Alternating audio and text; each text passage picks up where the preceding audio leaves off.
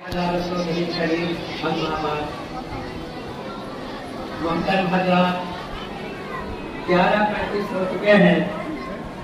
آپ حضرات بھی بیٹھے بیٹھے تھک گئے ہوں گے اور جنگ آزادی کے تعلق سے مفتی اشفاق صاحب نے پوری تاریخ آپ کے سامنے بیان فرما دی اور ماشاءاللہ بچوں نے بھی جنگ آزادی پر ہی اپنی تقاریر اور اپنے مقالے پیش کیے اور ترانہ جنگ آزادی سے متعلق ہمارے سامنے پڑھا گیا. تو اب زیادہ لمبی تقریر کی ضرورت بھی نہیں, بس 15 منٹ میں انشاءاللہ آپ سے بات کروں. یہ آپ کے یہاں اس ادارے کی بڑی اچھی بات ہے اور خصوصیت ہے کہ ہر سال 15 اگست کو جنگ آزادی کے متعلق یہ پروگرام منعقد کیا جاتا ہے اور یہاں کے ذمہ داران پہلے سے ہی اس میں دلچسپی لیتے رہے. حاجی فقیر محمد صاحب مرحوم بھی ہمیشہ اس میں شریک ہوتے تھے. انہی کے ہاتھ سے جھنڈا لہرایا جاتا تھا.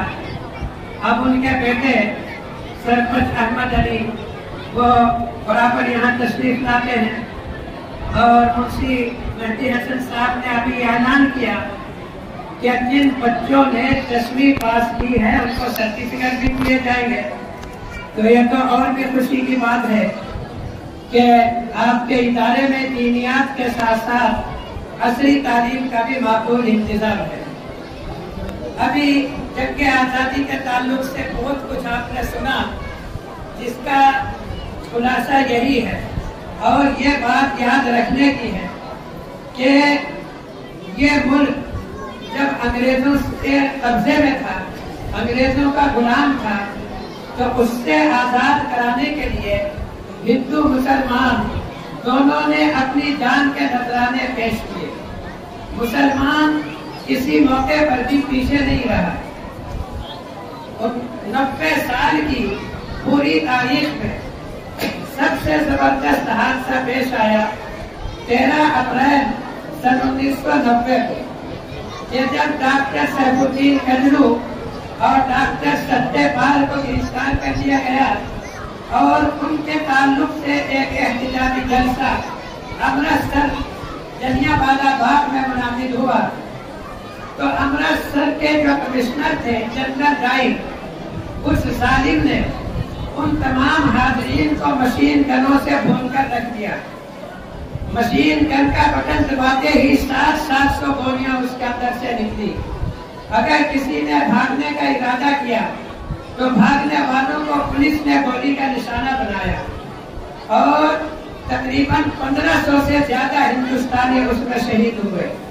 اس میں مسلمان برابر کے شریک رہے. پھر اس کا بدلہ لینے والا ہندوؤں میں سے ایک سردار اودھم سنگھ کو اللہ نے پیدا کیا کہ اس نے 13 مارچ سن 1940 کو انڈیا ہاؤس لندن میں جا کر جنرل ڈائر کو گولی ماری اور 31 جولائی کو اس کو پھانسی پر چڑھایا گیا. اور پھانسی پر لٹکتے ٹائم اس نے یوں کہا کہ میں نے اپنا مشن پورا کیا ہے اور اس نے اپنا نام رکھا کہ رام محمد آزاد سنگھ. یہ اپنا نام اس نے رکھا. ہندوستان کی آزادی میں مسلمانوں کی بڑی زبردست قربانیاں ہیں. 30 اکتوبر سن 1930 کو حضرت مولانا محمد علی جوہر ہندوستان کے مسائل پر بات چیت کرنے کے لیے گول میز کانفرنس لندن میں بلائے گئے.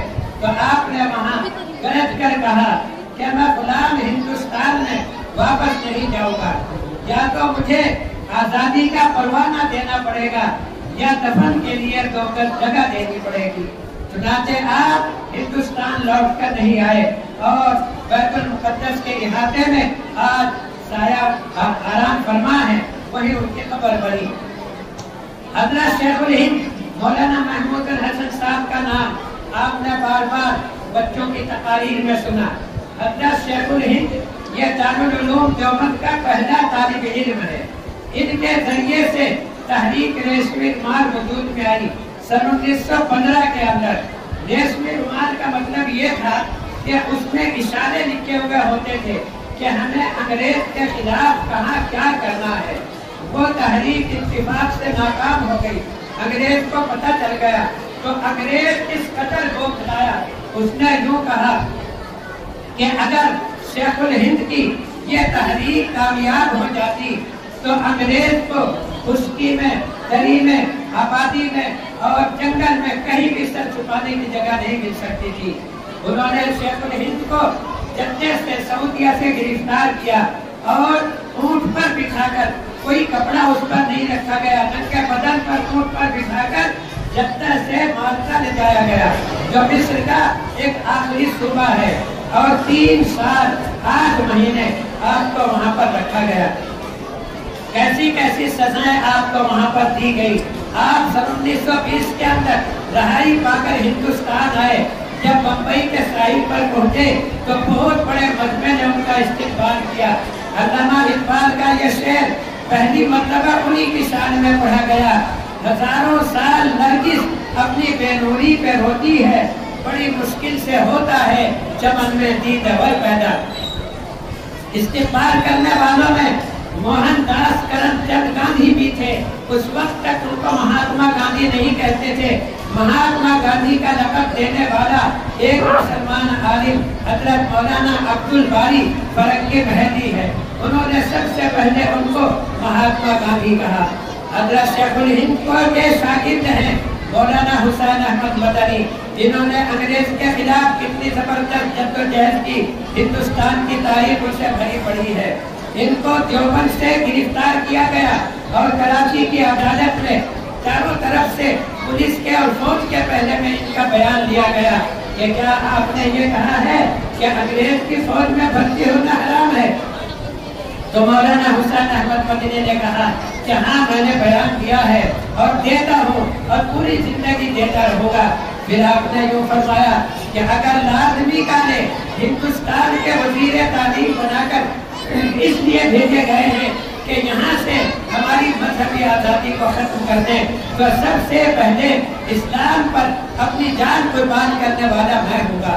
सुनाते आपको गिरफ्तार करके साबरमती जेल के अंदर पहुंचाया गया। गांधी जी भी उसके अंदर जेल में शरीक रहे। सबसे बाद में मौलाना हुसैन अहमद मदनी की रिहाई हुई। यही मौलाना हुसैन अहमद मदनी है कि कराची की खिलाफत जिन्होंने बयान किया और अंग्रेज को ललकार कर कहा, खिलौना समझ कर न बर्बाद करना कि हम भी किसी के बनाए हुए हैं। वो शजरे आजादी जो खून दे के सींचा कि पर उसके पकड़ने को आए हुए हैं। फरंगी की फौजों में हुर्मत के फतवे सरेदार चढ़कर भी गाए हुए हैं। आप इस अपने बुजुर्गों की इस तारीख को याद रखिए।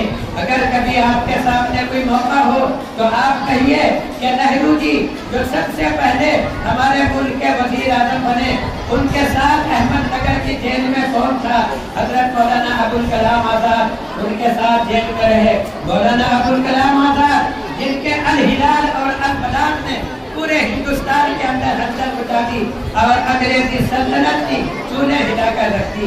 मौलाना अबुल कलाम आजाद की बीवी का इंतकाल हुआ तो अंग्रेज ने उनके पास एक पर्चा भेजा कि अगर आप चाहें तो 3 दिन के लिए हम आपको रिहाई दे दें। तो आपने ये जवाब लिखा कि अंग्रेज की मुझे रिहाई मंजूर नहीं, मैं अपनी बीवी से हौजे कौसर पर मिल लूंगा। क्या हजरत मौलाना उबैदुल्लाह सिंधी की तारीख को भुलाया जा सकता है कि जिन्होंने 25 साल जला वतनी के गुजारे? जब उनके दाढ़ी के बाल आने शुरू हुए थे अंग्रेज ने उनको जला वतन किया और 25 साल के बाद जब आए तो उनकी दाढ़ी सफेद हो चुकी थी।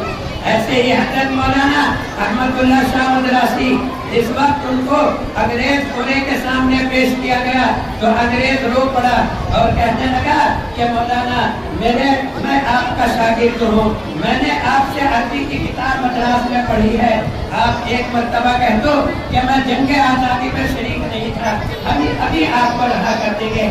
आपने फरमाया कि ओ मेरे प्यारे शागिर्द अंग्रेज, मैं बिलाल का वारिस हूँ, मेरी चमड़ी तो उधर सकती है, लेकिन ये नहीं हो सकता कि अपने मौक़िफ़ से हट जाऊँ। मैं अपनी जान अपने वतन के लिए और अपने मजहब के लिए कुर्बान कर दूंगा। चुनांचे उनको फांसी पर लटकाया गया। आपने काले पानी का लफ्ज़ सुना, ये काला पानी क्या चीज है? कलकत्ते से 700 मील के फासले पर ये एक जजीरा है, उसमें चारों तरफ दरियाई दरिया हैं। अंग्रेज जिसको वहाँ भेजता वो जिंदगी में ही मरने वालों से बदतर हो जाता। सबसे पहले वहाँ किसको भेजा गया? मौलाना अहमदुल्लाह शाह अजीमाबादी को, जिनकी सिर्फ इतनी खता थी कि उनके भाई के गिरफ्तार होने पर 2 महीने उन्होंने उस तंजीम की सरपरस्ती कबूल की थी, तो उनके बीवी बच्चों को उनकी शानदार हवेली से, शानदार कोठी से इनके दिन निकाल कर बाहर कर दिया गया। एक सुई तक उठाने की इजाजत नहीं दी गई और इनको जलावतन करके कलकत्ता भेजा। उनकी पूरी जायदाद जब्त कर ली गई। कलकत्ते में 17 साल 10 महीने वहाँ इन्होंने गुजारे। मौलाना अली मियां नदवी रहमतुल्लाह अलैह लिखते हैं कि उनके इंतकाल के वक्त उनका बेटा मोहम्मद यतीम कलकत्ते के अंदर मौजूद था। उसने ये चाहा कि मैं आखिरी ज़ियारत अपने वालिद की कर लूं, लेकिन अंग्रेज ने इजाजत नहीं दी। और दुश्मनी की हद ये है कि उनके इंतकाल के बाद लोगों ने यह दरखास्त की कि उनके भाई की कब्र के पास इनकी कब्र बना दें, तो अंग्रेज जालिम ने यूं कहा कि उनके पास मरने के बाद भी हम उनको मिलने नहीं देंगे। मुसलमानों की कुर्बानियों को कौन भुला सकता है? आप बतलाएं कि लॉर्ड मेयो का कत्ल करने वाला कौन है? लॉर्ड मेयो का नाम भी आपने नहीं सुना होगा। ये हिंदुस्तान का नायक सल्तनत बनकर आया, वायसराय बनकर आया, तो इसने काले पानी की कैदियों का मुआयना करना चाहा। उस वक्त 5000 लोग वहाँ कैदी थे, तो सबको पुलिस की निगरानी में काम पर लगा दिया गया। एक बहादुर शेर अली था, वो नमाज रोजे का पाबंद था, सूफी मिजाज का था, लोग उस पर कोई शक नहीं करते थे। उसने अपना एक खंजर अपनी आस्तीन में छुपा लिया। लोगों की इतनी भीड़ के पैर से पैर मिलाकर चलते थे, मगर उस शख्स पर कुर्बान जाइए, हिम्मत करके उसने लॉर्ड मेयो के ऊपर इतने वार किए कि उसको मौत के घाट उतार दिया और उसके बाद फिर उसको फांसी के फंदे के ऊपर लटकाया गया। और उसने यूं कहा कि मैंने अपने मुल्क की आजादी के लिए अपनी जान का नजराना पेश किया है। तो इतनी कुर्बानियों के बावजूद अगर आज मुसलमान को मशकूक निगाहों से देखा जाए तो बड़े ताज्जुब की बात है। हम फख्र के साथ कह सकते हैं, वतन को जो की जरूरत पड़ी सबसे पहले में गर्दन हमारी कटी। फिर भी कहते हैं हमसे ये अहले वतन, ये हमारा वतन है, तुम्हारा नहीं। मुझे 15 मिनट कहा गए थे, पूरे हो चुके हैं। बात